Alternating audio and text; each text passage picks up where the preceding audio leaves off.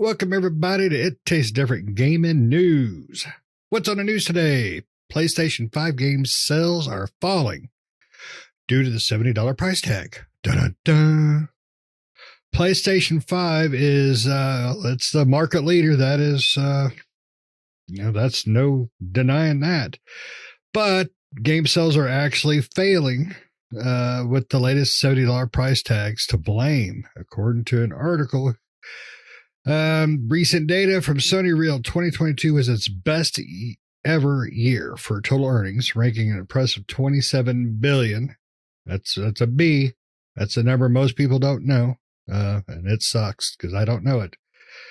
Consoles contributing to the majority of the success, though, not the games. In total, 264.2 million PlayStation games, both digital and physical, were sold in 2022, which is a drop of 39 million from the previous year. This article continues to kind of lead the fact that the $70 price tag is as a contributor. The $70 price tag has caused a lot of controversy among gamers, and that's the way we feel, who feels it's unfair to keep raising the price of games, especially when their released product is an unfinished or poorly optimized state. There is definitely no doubts about that. According to this, that's the reason Sony's having some game declines. Now, I don't know if I entirely agree with the $70 price tag being responsible. So let's jump to Nick and get his point of view on this story. And do you think it's a fair point that the $70 price tag is one of their biggest contributors to the decline? It's a contributor, I would say. I think there's several factors that come into it. You know, in that article, they, like you said, they lament about games coming out that are half finished or, broken. We've been seeing, besides the $70, we've been seeing that trend happen quite often, especially here lately, with a lot of game releases just coming out half-assed and they're asking $70 for them, right? In a gamer's perspective or in a consumer's perspective, if you're asking us to pay more than what a consumer expects at that point, is that we're asking you to spend more on said product, right? In this case, a game, because there's added value to the product. And that's the reason why the $70, should be the reason why the $70 is there. It's not, right? They raised the prices because they could. That's basically it. Because they wanted you to spend more money on these games. And so they raised the prices, but they didn't raise anything else, right? The quality of games, the added features to games or new additions to things, right? We're still getting bombarded with DLC and season passes and every other exploit you can think of to purchase additional on top of that $70 price point, right?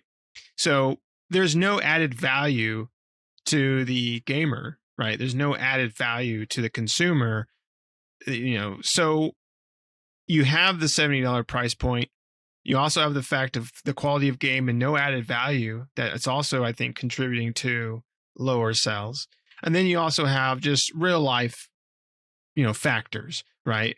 Gas and groceries and things like that are still expensive. They're still going up in price and things like that. And things are harder. Everything in life is getting more expensive to afford. So people have to pick and choose. And one of their favorite pastimes has also gone up in price. So that makes it even harder, right, to pick and choose the things they want to buy. But the $70 price point does give hesitation, right? Even for myself, spending, when I look at a new game and it's $70, I'm like, I don't know about that, right? I mean, I was that way at $60, but at $70, I'm even extra hesitant, right?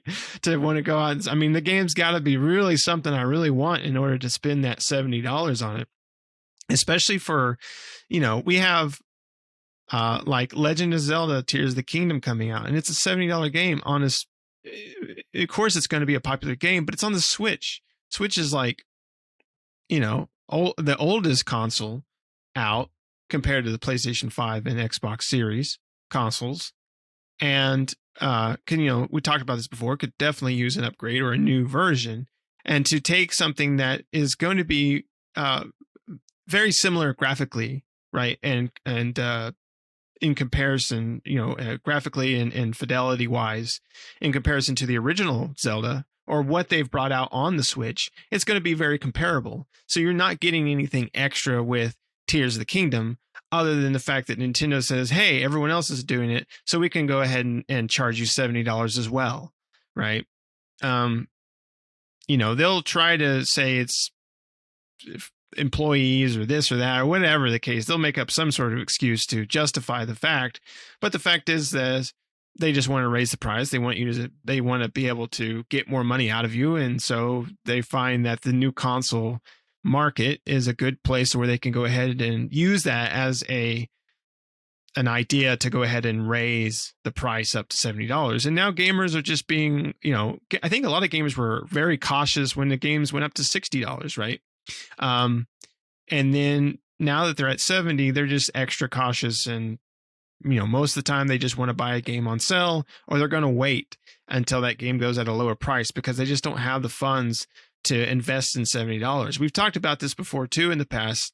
And one thing that we've raised up as a concern is how high is too high, right? What point does the gaming industry get with game sales? Because $70 isn't going to be the last, right? At some point, it's going to be $80 and then $90 and so on and so forth. Where's the limit where, the industry sees, we better not raise it anymore because our game sales are practically, it's like for the gaming industry, I almost feel like at some point you're going to end up killing yourself, right? You're going to raise prices. And this doesn't just go for the gaming industry. It goes for a lot of things in life. You're going to raise prices so high that no one's going to be able to afford these things. And therefore you're shooting yourself in the foot at that point, right?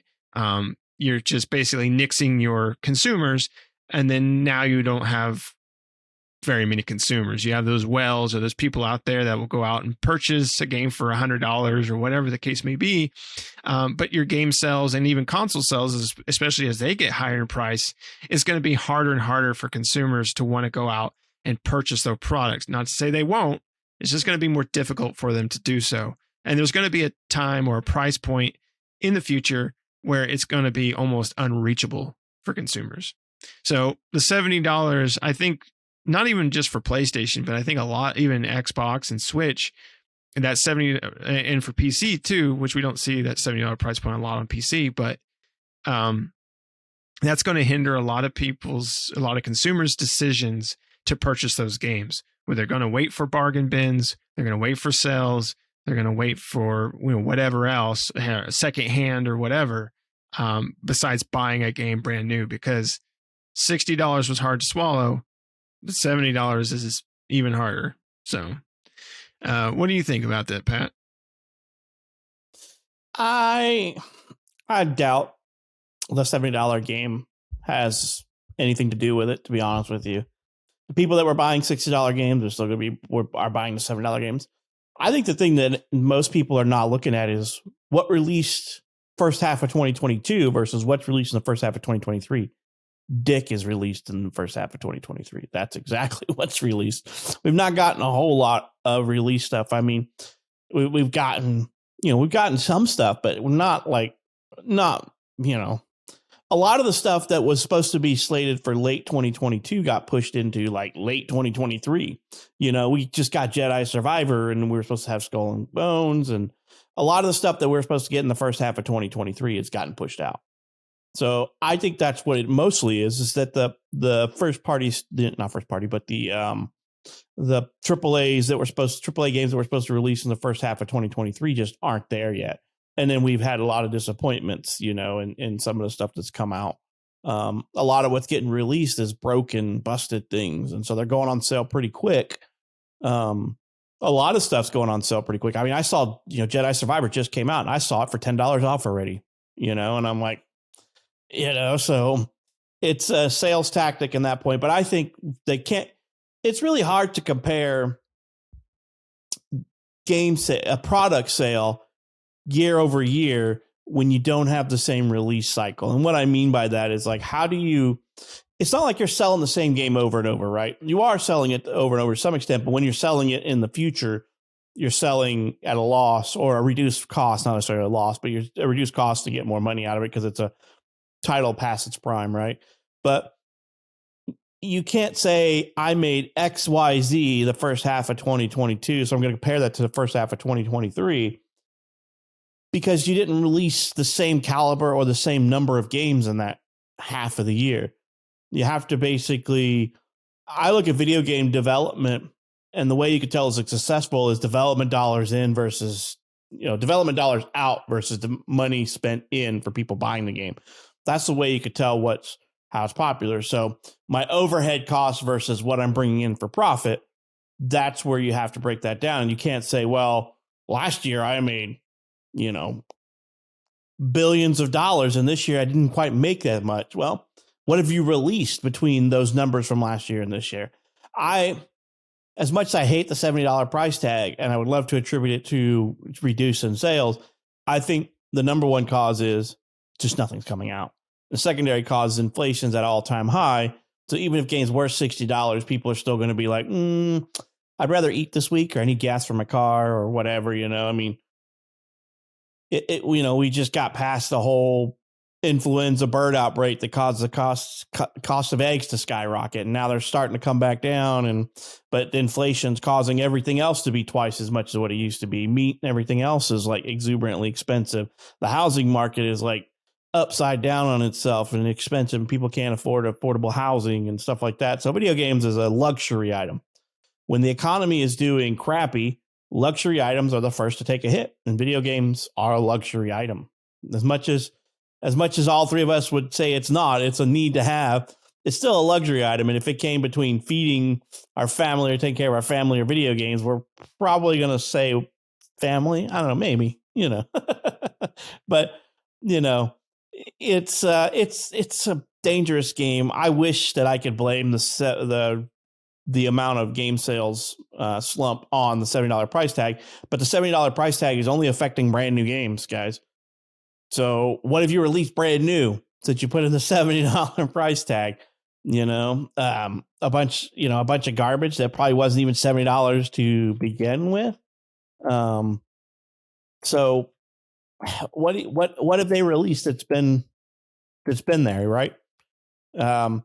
Anybody remember how much Redfall was if you didn't have Game Pass? I have Game Pass, so I was just trying to look it up. I think it's a $70 game. Yeah, I believe it's $70. Wasn't Jedi Survivor 70 or was it 60? Yes, Jedi Survivor was 70 as well. Yeah. And that one was on sale for 60. Yeah, and, well, it's EA. So yeah.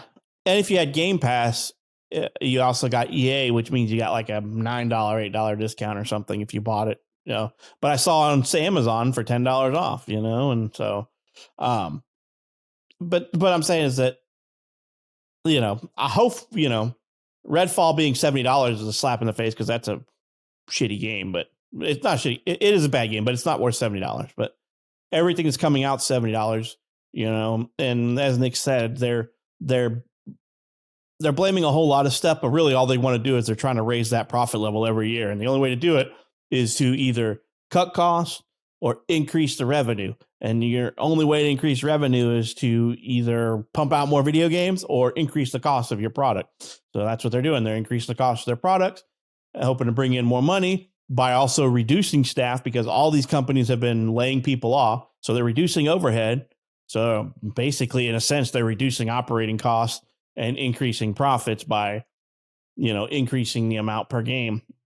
A deadly combination, which means that they have the potential to make billions, but in a bad economy, which the world's in a bad economy, especially in the US and other countries, it's you're not going to have record-breaking profit years. And if you do, there's a problem. You're making money despite the fact that everybody else is losing money. I would question that morals on that subject if that's what was happening with that company. But $70 video game, I'd love to blame it as the sole benefactor, but I think it's a very, very small decision in there. Even if it was $60, I don't think that they're going to have the sales that they would have last year because they don't have the same number of games, and people are just tightening the belt a little bit because there's a whole lot of uncertainties in the world stage right now with things that people are out of people's control. People are hoarding things and things like that. So, but Shane, what do you think, man? I agree with both of you in most ways. I believe I'd say probably 25% of that drop is probably the $70 price tag, but definitely the lack of games releasing is a big problem. You know, people are, like you said, tightening their belts. Everything is super ridiculously high right now. I mean, we're being price gouged from one end to the other by all sorts of different things. I mean, oil companies are making, unbelievable profits, but it's a lot of people doing that. They're raking those, charges up. They're finding ways to squeak every dollar out, and we have to pay for it. $7 games are a part of that. There's no reason for a $70 game, especially when they try to, violate you with season passes, DLCs, and things like that. So it's not all the $70 price tag, which the $70 really upsets me and angers me, because just like Nick said, we don't get anything for that extra $10 except for more broken games. We get giant patches to fix those broken games, and then they want to charge you another $20, $30, $40 to get the season pass or the DLCs, which is crap that's already on the game. You're just unlocking it for $40 or $50 or whatever the price is. Sony's big deal is the first party games. They haven't really released any this year that have been the quantity of last year.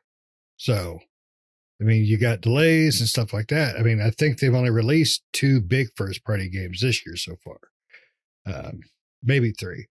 But, that's just to be expected.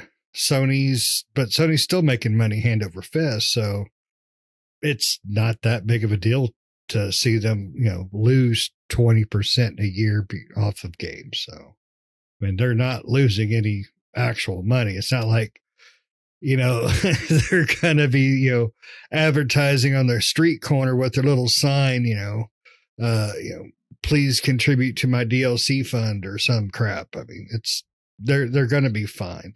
And if the economy bounces back, which God willing it does, and everybody kind of, gets the market prices down to reasonable again, instead of having to offer oral for eggs on the street corner at Walmart, we can start to get things affordable again, then games will probably increase. They'll probably increase the damn prices again. But, when the economy clears up a little bit, people feel more confident, we'll buy more games. I mean, it's just the way of the world right now. I mean, you guys basically hit every bit of the gamut what's causing that price. So not a whole lot to do except for wait and see what happens with the economy. So stop making DLC and charging for it. That's what I've got a problem with. Jesus Christ, yeah. Go back to the expansions. If you want to create more content, call it an expansion and make it when it comes out, it comes out. Don't charge me for no freaking season pass and pump out 3 DLCs that are already in the game. Yep. That annoys the crap out of me because that content's already in the game. They're just structure releasing it. Oh yeah. And as much as a fan of games that I am, I don't participate in DLC. I mean, Burning Shores DLC for Horizon just came out. I didn't buy it because I don't do DLC. I think DLC is the biggest joke and scam out there in the market. And so I usually don't do DLCs of a game. Yep. I'm typically out on that stuff. Even on my favorite games, like I don't think I played the majority of the DLCs for Mass Effect. I played the base games when they came out, transferred my stuff from game to game. Same thing for Horizon. And I just don't do DLCs because I think it's a scam. It's already in the game, and you're just paying to, like Shane said, you're paying for unlock that content. And I'm like, I paid you $70. I want the damn content all encompassing. Yeah. Don't charge me another $20 for an extra hour or 2 of gameplay. It's just sad. And I've said this countless times before. The biggest enemy to the video game market and to gamers is money. Money is what's really destroyed the video game industry. I mean, everything is built around making that extra buck off somebody. It's not about what made those games popular and fun to begin with that created the industry. Now it's just about sustaining people's wallets, and it sucks. I mean, we're all lovers. It ain't of about video sustaining games. wallets. It's about increasing my wallet, making it fatter every year over year. True. Which I hate that. I hate that mentality. Unfortunately, that's one of the downfalls of capitalism. If you ask me, I mean, I love this country and I love capitalism, but it's the downfall, right? Every company I've ever worked at, we got to make more money last year than we made. We got to make more money this year than we made last year. That's a never-ending cycle, and it's not like let's make 0.5% or 1% or 2%. Let's make 9%. Let's make 8%, 7%. It's ridiculously stupid, because they're publicly traded companies. And if they made 6% when they thought they were going to make 9%, their stock slumps and investors are scared. And I'm like, hey, dumbasses, they made money, but they're like, oh, they didn't hit the 9%, that arbitrary number that we set for them with no statistics to back it up. Just hands over fist every year, make 9%, make 9%. It's a downfall of the capitalist thing, in my opinion, because it's a non-sustainable model. Eventually, you'll have that year where you don't make it and everybody gets scared. And instead of just business as usual, you've scared customers too. And that next year, you're going to be like negative 10% sales. And now everybody's losing their shit, but it's just self-righting itself, because after a couple of years of that, it's back to making profits again. And then, it's just a rinse and repeat shit show, Well, it's like, it is exactly when the economy collapses and then resets, then we go back to square one and then we do it all over again. Right. I mean, we're already heading that direction, right back to the cap where we're going to go. Boosh, we're in like the explode. 12th version of the Matrix already, right? It's happened 12 times before. Exactly. Yeah. But unfortunately, none of us are Neo. We're all the, generic cop that the gets mindless killed programs. We're the mindless programs. Yeah. We're just the basic NPCs. We're replaceable.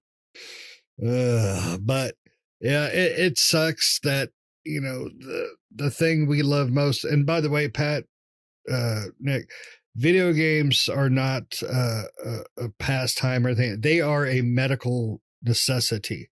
Because if I don't relieve my stress in games, I'm going to relieve my stress in the real world. And it's going to end up with some doctor bills and somebody, mostly me. But that's like the emotional support animal. Exactly. My emotional support switch. Can I get a prescription from my doctor that video games are a requirement so that my insurance will pay for it? Oh my God, that's a new scam. I mean, new medical. Like that. That's right up there with medical marijuana. I need it because somebody will get hurt if I don't. All right. You guys got anything else? All right. Well, you made it to the end. Thanks for listening. Thanks for watching. Make sure you like, share, subscribe, hit those notifications. Most importantly, give us your feedback. What do you think? Are you cool with $70 or is that chap your ass? Because mine's pretty chapped. I need some chapstick. Let us know what you think. And don't forget to tell all your friends, and we will see you next time. See ya.